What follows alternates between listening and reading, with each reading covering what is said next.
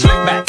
No, no, slick back. That's what I said. Slick back. No, nigga, I'm a pimp named Slick back. Pimp named Slick back. Pimp named, pimp named, pimp named Slick back. Nigga, are you deaf? I'm a pimp named Slick. Assalamualaikum warahmatullahi wabarakatuh. Perkenalkan, nama saya adalah Novianti dengan NIM 2203200093. Saat ini saya sedang berkuliah di semester 3 jurusan agribisnis. Saya beralamat kos saya di Palda atau di Kruku, yang alamat asal saya yaitu di Tebing Tinggi, tepatnya di Medan, Sumatera Utara. Saya anak pertama dari 3 bersaudara. Yang saudara saya itu perempuan semua dan saya menjadi anak pertama atau anak sulungnya. Motivasi saya yaitu jangan mudah menyerah dan jangan lupa bersyukur. Maksudnya itu kita jangan lupa bersyukur atas nikmat-nikmat yang telah Allah berikan kepada kita. Kita selalu aja merasa kekurangan. Kita sebagai manusia jangan selalu melihat ke atas, tetapi lihatlah ke bawah. Banyak teman-teman kita yang tidak bisa kuliah, kita bersyukur masih bisa berkuliah, masih bisa makan yang enak. Sedangkan teman-teman kita banyak yang belum bisa kuliah padahal mereka menginginkan kuliah. Tidak sedikit dari kita yang masih mengeluh kuliah dengan tugas-tugas yang berat. Contohnya sendiri saya, tidak jauh-jauh. Kita jangan selalu berfokus pada susahnya kuliah saja. Banyak teman-teman kita yang kepengen kuliah tetapi tidak bisa kuliah karena terhalang biaya ataupun kondisi lainnya. Kita walaupun kita susah tapi kita masih bisa kuliah, itu nikmat yang perlu disyukurin.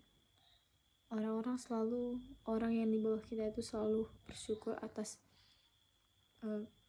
sesuatu hal yang tidak mereka miliki, tetapi kita tidak bersyukur apa yang sudah kita miliki.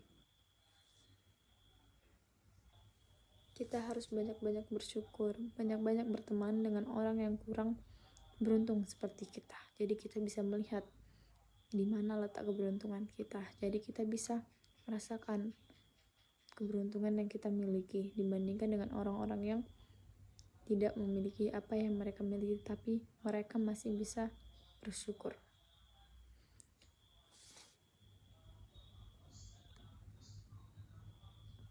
Baik, di sini saya akan menjelaskan sedikit tentang apa-apa saja yang sudah saya dapatkan dari pembelajaran di mata kuliah MSDM atau Manajemen Sumber Daya Manusia.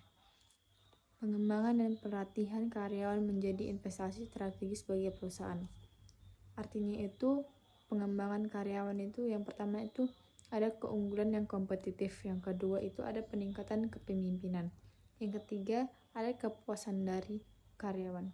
Dari ketiga poin tersebut memiliki tujuan pengembangan dan pelatihan karyawan itu yang pertama itu meningkatkan kompetisi kerja, yang kedua itu meningkatkan motivasi kerja, yang ketiga itu meningkatkan kepemimpinan dan manajemen. Manfaat dari pengembangan pelatihan karyawan itu yaitu ada team building, yang kedua itu ada efisiensi dan efektivitas, yang ketiga itu ada peningkatan karir, yang keempat itu ada peningkatan kualitas kerja. Metode-metode yang efektif yaitu blended learning, yang kedua ada on the job training, yang ketiga ada coach and mentoring.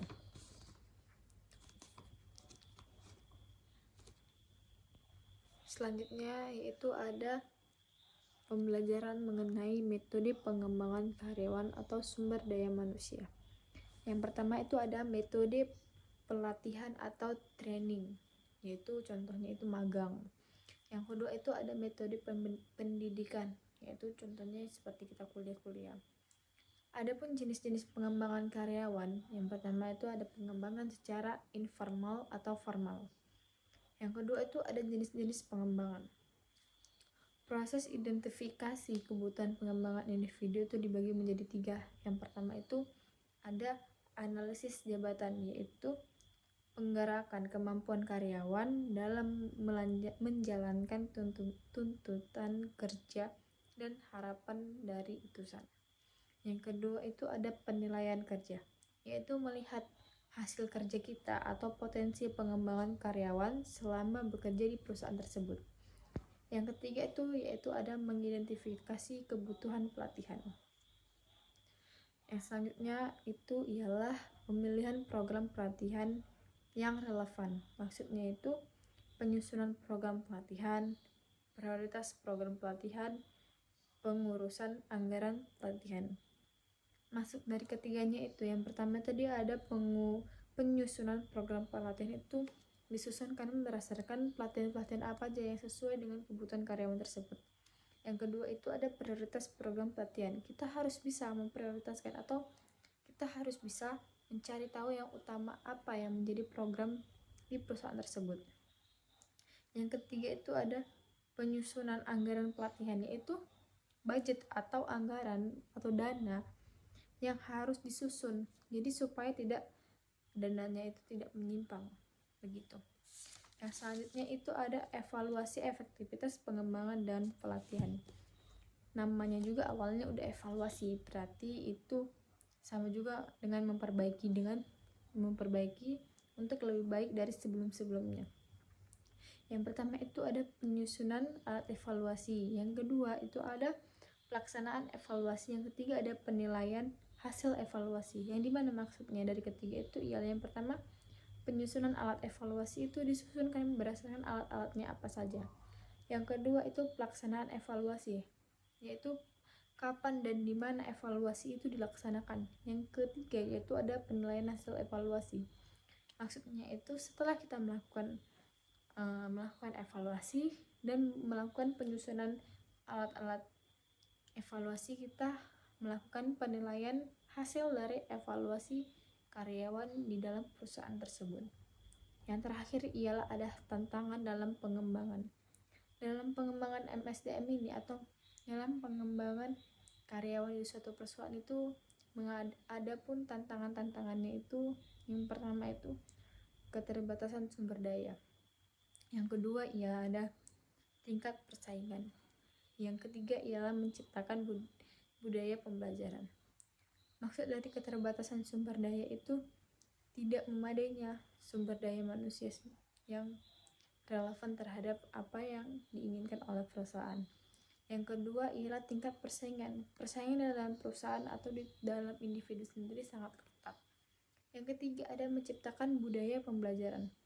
Maksudnya itu di setiap kampus itu pasti budaya pembelajarannya itu berbeda-beda. Maka dari itu untuk menyatukan pembelajaran yang ada itu sangat susah.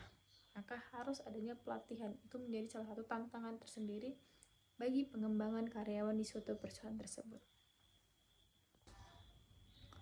Adapun pembelajaran yang ketiga ialah mengenai rekrutmen SDM, yaitu rekrutmen sumber daya manusia, yaitu mengumpulkan kandidat yang ingin melamar atau mencari pekerjaan di suatu perusahaan. Yang dalam mencari suatu pekerjaan atau dalam mencari kandidat tersebut harus memperhatikan poin-poinnya. Yang pertama itu poinnya ialah knowledge atau pengetahuan. Yang kedua adalah skill atau keterampilan yang dimiliki oleh SDM tersebut.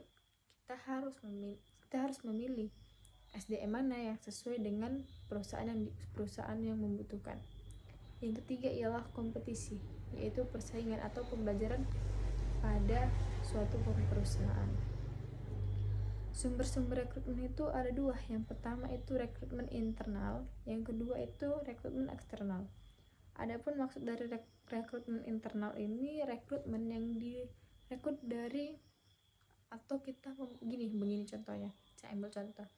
Misal kita ingin melamar ke suatu pekerjaan di suatu perusahaan. Di dalam suatu perusahaan itu kita memiliki family ataupun orang-orang terdekat kita atau kerabat. Itu kita bisa dipromosikan atau disarankan untuk mengambil kita sebagai lamar. Itu salah satu contoh dari internal. Kalau yang dari eksternal itu kita lamar tidak memiliki orang dalam, atau bahasa sekarang itu orang dalam. Kita harus mandiri, kita mencari dari media sosial ataupun brosur-brosur lainnya. Setelah saya belajar MSDM bersama Bu dunia dan Pak Ade saya menjadi matang, atau secara pemikiran saya lebih matang untuk menata masa depan saya. Walaupun MSDM ini termasuk mata kuliah tingkat tinggi atau semester 5, sebagai saya yang terlalu dini mengambil mata kuliah ini, tapi saya merasakan keuntungannya. Saya lebih bisa berpikir dibandingkan teman-teman saya yang belum mengambil mata kuliah ini, karena saya sudah memikirkan atau sudah merencanakan apa-apa saja yang akan saya buat untuk mendapatkan pekerjaan setelah tamat kuliah. Yaitu saya ambil contoh kecilnya, dulu saya belum kepikiran untuk magang, malah saya dulu berkepikiran untuk mengambil PMM, yaitu pertukaran mahasiswa merdeka. Saya dulu sangat ingin mengambil PMM dan mendaftar PMM supaya saya bisa belajar, dan yang nilai plusnya itu saya bisa jalan-jalan keluar provinsi dengan dibiayain. Tapi semakin saya mengambil mata kuliah ini, setelah saya mengambil mata kuliah ini, semakin kemari saya semakin matang bahwa yang saya butuhkan itu bukan lagi hanya jalan-jalan, tapi juga pembelajaran yang memungkinkan saya untuk menata masa depan yang lebih maju. Yaitu salah satunya itu magang. Saya semakin mantap untuk magang. Supaya apa? Supaya saya bisa tahu bagaimana cara kerja di suatu perusahaan tersebut. Jadi saya kalau misalnya sudah tamat kuliah, saya tahu apa yang akan saya lakukan dan apa yang saya lakukan di perusahaan itu.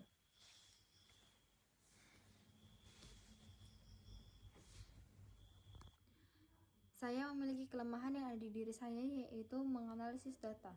Saya berharap semoga kelemahan saya ini tidak menjadi tantangan atau hambatan untuk saya menggapai masa depan.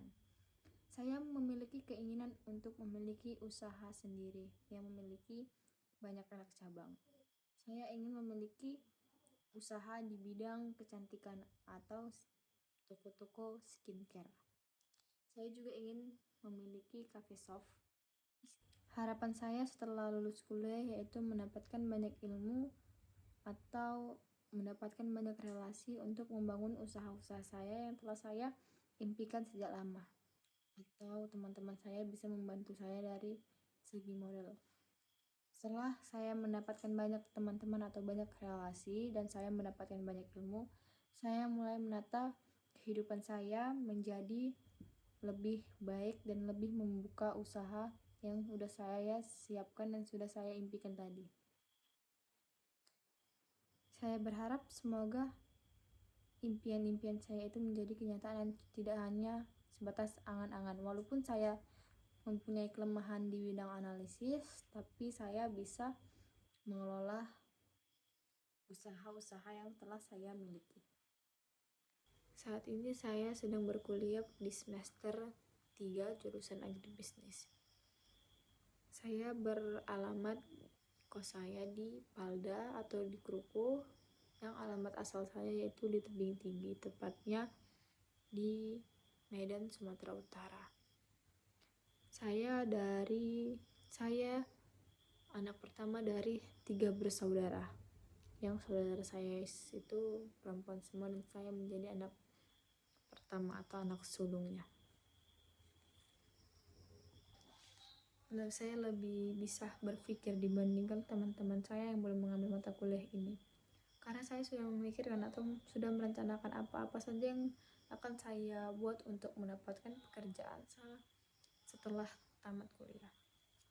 Yaitu saya ambil contoh kecilnya, dulu saya belum kepikiran untuk magang, malah saya dulu berkepikiran untuk mengambil PMM, yaitu pertukaran mahasiswa merdeka. Saya dulu sangat ingin mengambil PMM dan mendaftar PMM supaya saya bisa belajar, dan yang nilai plusnya itu saya bisa jalan-jalan keluar provinsi dengan dibiayain. Tapi semakin saya mengambil mata kuliah ini, setelah saya mengambil mata kuliah ini, semakin kemari saya semakin matang bahwa yang saya butuhkan itu bukan lagi hanya jalan-jalan, tapi juga pembelajaran yang memungkinkan saya untuk menata masa depan yang lebih maju. Yaitu salah satunya itu magang. Saya semakin mantap untuk magang. Supaya apa? Supaya saya bisa tahu bagaimana cara kerja di suatu perusahaan tersebut. Jadi saya kalau misalnya sudah tamat kuliah, saya tahu apa yang akan saya lakukan dan apa yang saya lakukan di perusahaan itu. Mungkin sekian video singkat saya. Untuk teman-teman semua, jangan lupa bersyukur atas apa yang telah diberikan. Banyaklah berteman kepada orang-orang yang kurang beruntung seperti kita, supaya kita bisa tahu gimana kita beruntungnya dibanding orang itu. Mereka bersyukur atas apa yang belum mereka miliki, tetapi kita tidak bersyukur atas apa yang telah miliki. Bukankah itu suatu tamparan untuk kita semua, terutama bagi saya? Dan saya akhiri dengan Assalamualaikum warahmatullahi wabarakatuh.